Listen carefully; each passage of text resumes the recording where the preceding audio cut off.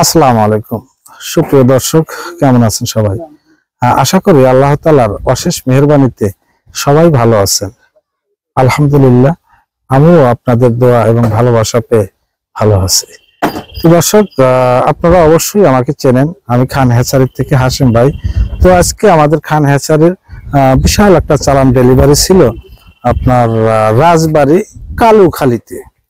তো এখানে আমার খামারি ভাই আছে, উনি আসলে প্রথম, তারপরেও উনি একটা চালান 1000 বড় হাঁস পোষার পরে দেখা যায় যে 1 বছর ওইটার ডিম খাওয়ার পর সেখানে লাভের আশা দেখে আবার নতুন করে আমাদের খান হ্যাচারি থেকে আজকে উনি 4000 বাচ্চা দিয়ে কিন্তু আবার খামার শুরু করতেছে।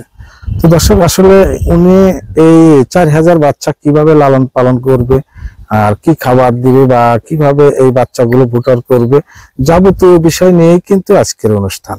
তো অবশ্যই আপনারা এই অনুষ্ঠানটা যদি পুরোপুরি দেখেন, এখান থেকে আপনারা অনেক কিছু শিখতে পারবেন। তো দর্শক, চলুন একটু খামার থেকে দেখে আসি আসলে এই খামারের পরিবেশটা কেমন। চলুন দর্শক, একটু দেখে আসি ভিতরের পরিবেশটা কেমন।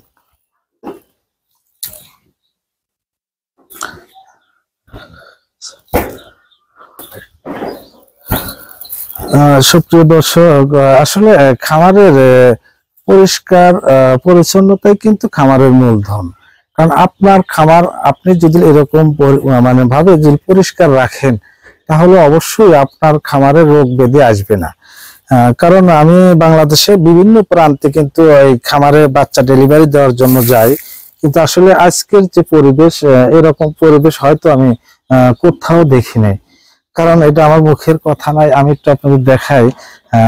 এই জায়গায় যে আপনার খাবার ড্রপ বা পানির যে পাত্রগুলো খুব সুন্দরভাবে সাজানো আছে। আর এই জায়গায় কিন্তু দেখেন আপনার পুরো খামারের মধ্যে এই যে একটা চটের মতো একটা আপনার একটা ইয়া দেখা যাচ্ছে, এটা কিন্তু পুরো খামারটা বিছিয়ে রাখছে, কারণ এই খামারটা যেন নোংরা না হয়। আর এই যে এখানে প্রথমে বাচ্চা ছেড়ে দেওয়ার পরে যে ওষুধপাতি গুলো আছে, আসলে সবগুলো ওষুধই কিন্তু এখানে নিয়ে এসে রাখা আছে। আসলে এই ওষুধগুলো কোনটা কখন খাওয়ানো লাগবে এই বিষয়ে কিন্তু আমি খামারিকে বলে দেবো, ইনশাল্লাহ সমস্যা হবে না।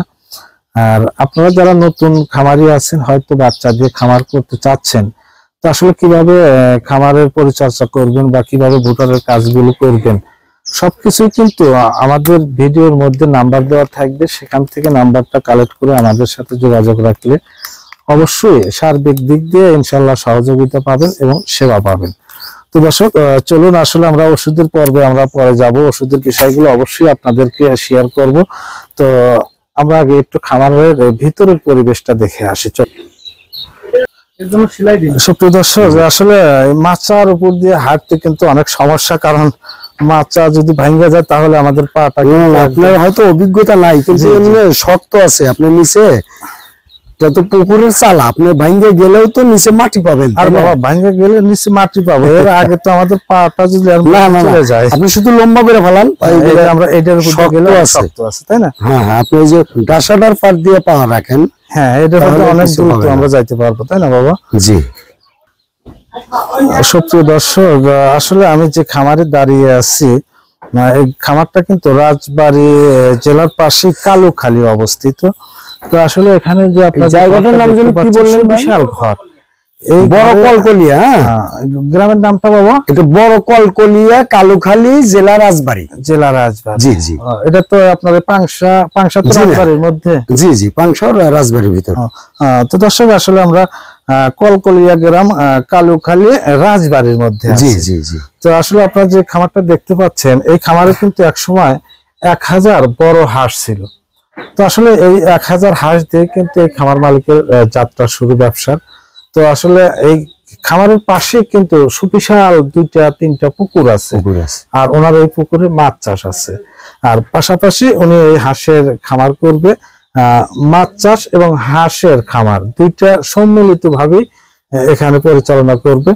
আর আসলে মাছ চাষ করলে, সেখানে হাঁসের খামার করলে লাভটা একটু বেশি হয়, কারণ হাঁসে খাবার দিলে হাঁসগুলো যখন পুকুরে আপনি ছাড়বেন, পুকুরে পায়খানা করলে মাছের খাবার হয়। আর হাঁস যখন সাঁতার কাটে তখন ওই সাঁতারের সাথে মাছ দৌড়াদৌড়ি করে মাছটাও দ্রুত বড় হয়। আচ্ছা খান সাহেব, আপনাকে আমি বলতে চাচ্ছি যে এই তাহলে পুকুরে মাছের কি কোনো সমস্যা হবে না? না, এটা বাংলা মাছ থাকলে তাহলে সমস্যা হয় না। যদি আচ্ছা, আপনার যেমন এখন বিভিন্ন ধরনের মাছ আছে কিন্তু আমাদের দেশে, যেমন মাগুর মাছ, জি, তারপরে যে আপনার বিদেশে একটা কই মাছ চাষ করে, জি, জি, শিং মাছ, জি। তারপরে আপনার ওই যে আমি এই জন্য বলছিলাম, অনেক দর্শক আবার বলে যে আমি হয়তো আপনাকে বলি সেটা হলো মাছ চাষের মধ্যে মাগুর মাছ, শিং মাছ, কই মাছ আর পাঙ্গাস মাছ, জি, জি। এই মাছগুলো যে পুকুরে থাকবে সেখানে হাঁস পোষা যাবে না। আচ্ছা, আচ্ছা। যেমন বাংলা মাছ আছে, রুই, কাতলা, চিতল বা বিভিন্ন জাতের বাংলা মাছ আছে, সেখানে আপনি হাঁস চাষ করলে পুকুরে গ্যাস হবে না বা মাছেরও ক্ষতি হবে না। আচ্ছা, আচ্ছা। তো আপনাকে যে সিস্টেম বললো, আসলে এই সিস্টেম দর্শক মানে আমাদের রিয়াজ সাহেব যেমন ভাবে বলছি, আসলে এইভাবে আপনাদের বলছি, অবশ্যই আপনারা এখানে বুঝতে পারছেন যে আসলে কোন মাছ চাষ করলে আপনারা হাঁসের খামার করতে পারবেন। তো দর্শক চলুন আমরা খামারে দেখে আসি যে আসলে আমাদের খান হ্যাচারির বাচ্চার মানটা কেমন আর বাচ্চার কোয়ালিটিটা কেমন, আপনারা একটু দেখেন। কারণ আমাদের সিরাজগঞ্জ থেকে কিন্তু আপনার এই কালুখালী রাজবাড়ী অনেক দূরের রাস্তা, আমরা কুষ্টিয়া হয়া লালন শাহ হয়া অনেক রাস্তা জার্নি করে আসছি। আর আজকে প্রচন্ড রোদ, আমাদের গিয়াস সাহেব বা আমি নিজেও কিন্তু অনেক ক্লান্ত হয়ে গেছি, প্রচন্ড রোদ, মানে থাকার মতো পরিবেশটা হচ্ছে না। তারপরেও কষ্ট হলেও আপনাদের একটু দেখানোর চেষ্টা করতেছি যে আসলে আমাদের খান হ্যাচারির বাচ্চা আমরা সারা বাংলাদেশে যেখানে বড় বড় খামার আছে সেখানে আমি নিজে যাই, বা সেখানে আসলে খামারটা কিভাবে করলে খামারটা ভালো থাকবে এবং সুস্থ থাকবে, এই জন্য কিন্তু আমরা সারা দেশে খামারিদের পাশে কিন্তু যা থাকি, তাই না বাবা? জি। তো আমাদের ক্যামেরাম্যানটা কই? ভাই একটু এদিকে আসো, এটা বাচ্চার কোয়ালিটিটা, এটা তো আমাদের মুখের কথা না, আসলে কাস্টমার যারা আছে ওনারা বাস্তবে দেখবে যে আসলে আমাদের খান হ্যাচারি বাচ্চার মানটা কেমন। জি, আপনাকে যদি দেখাই যে দেখেন একদিনকের জিরো বাচ্চা, তো এক একটা বাচ্চার ওয়েট এবং এখানে আপনি দেখতে পারবেন যে এটা নাভিটা বাইরে নাই, পেটে কোনো পানি নাই, স্বয়ং সুস্থ সফল বাচ্চা। জি জি, এগুলো দেখতে পাচ্ছেন, এইগুলাকে বলা হয় খাকি ক্যাম্বেল এবং এ গ্রেড অরিজিনাল বাচ্চা, এখানে কোনো ভেজাল নাই। জি জি, এবং অন্য কোয়ালিটি আছে সেগুলো দর্শককে একটু দেখায়। আসলে আমাদের খান হ্যাচারির যে বাচ্চাগুলো, এই বাচ্চাগুলো মূলত আমরা এইমাত্র গাড়ির থেকে নামানোর পরে খামারে ছেড়ে দেওয়া হচ্ছে, এখনো বাচ্চাগুলোকে খাবার দেওয়া কিন্তু হয় না। জি না, আমি যদি একটু দেখাই, এই যে এখানে এখনো আমাদের লোকজন ওরা বাচ্চাগুলো মানে গাড়ির থেকে নিয়ে খামারে, ভাই এর রোদ যেখানে রোদ লাগতেছে এগুলোতে দিয়েন না, আপনি এগুলোতে বেশি করে দেন, এখানে অনেক জায়গা আছে, এদিকে না হলে চলবে, এগুলোতে আরো অনেক বাচ্চা লাগবে, তো এত পাতলা করে দিন না, আরো বাচ্চা দেওয়া যাবে। কারণ হ্যাঁ, এগুলোতে যত রোদ লাগতেছে, রোদের ভিতর বাচ্চা রাখা যাবে না, এবং রোদে এমনি তো সবাই ক্লান্ত। সুপ্রিয় দর্শক, আসলে খামারটা কিন্তু পুকুর পাড়ে অবস্থিত। আসলে একটা পাশে প্রচন্ড রোদ লাগার কারণে আমরা একটা সাইড থেকে বাচ্চাটা আমরা অন্য সাইডে নিয়ে যাচ্ছি, কারণ বাচ্চার যদি রোদ লাগে তাহলে বাচ্চাগুলো সর্দি লাগার সম্ভাবনা থাকবে। আর তারপরে সব বিশাল খামার, অনেক জায়গা আছে। এই যে আমি একটু আপনাদের দেখাই, আমি কিন্তু ঘরের মাঝখানে দাঁড়িয়ে আছি, আমার পিছনে কিন্তু অনেক জায়গা আছে এই ঘরটা। আমাদের বাচ্চাগুলোকে খাবার দিবে, খাবারের প্রস্তুতি চলতেছে। আসলে আমাদের গিয়াস সাহেব কিভাবে বাচ্চাগুলোকে খাবার দেয় আপনাদেরকে একটু দেখাই।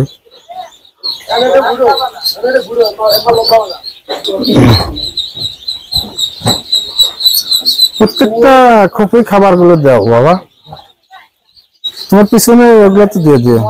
হ্যাঁ দিছি।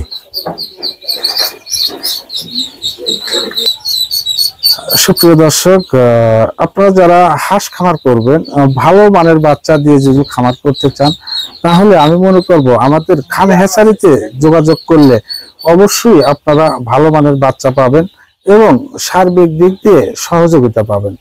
কারণ নিশ্চয়ই আপনারা জানেন বা আমাদের খান হ্যাচারির অনেক ভিডিও আপনারা দেখেন, আমি বাংলাদেশের প্রত্যেকটা জেলা বা প্রত্যেকটা থানাতে আমি বাচ্চা ডেলিভারি দেওয়ার জন্য যাই।